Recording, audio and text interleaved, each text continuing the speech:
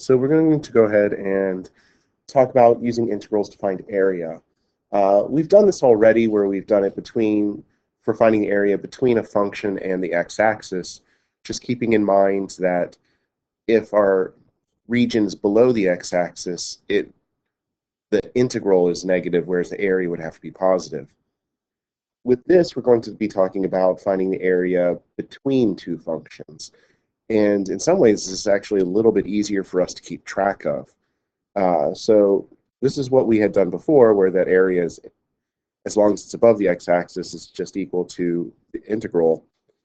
If my area goes below the x-axis, I just have to take the absolute value of the integral. For doing the integral between two functions, it's always going to be the integral of the top minus the integral of the bottom, regardless of whether they're above or below the x-axis. The signs will work out properly, as long as it's always integral of top minus bottom. And I can combine those into one integral because of the subtraction property or sum and difference property for definite integrals. But always, if I'm doing area between two functions, always integral of top minus bottom. So for example, if I wanted to find the area between y equals secant squared, graphed in blue, and y equals sine of x, graphed in red, from 0 to pi over 4. Well, secant squared is always on top, sine is always on bottom, so I can do this in one integral, and that would be the integral. They already gave me the bounds of 0 to pi over 4 of secant squared, the top, minus sine, the bottom. Then evaluating using antiderivatives or the FTC part 2, this would be tangent plus cosine from 0 to pi over 4.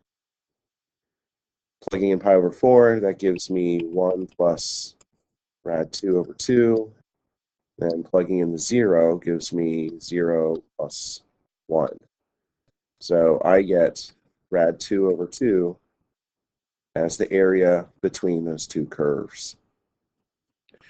Now, we aren't always told the x's that we are looking between.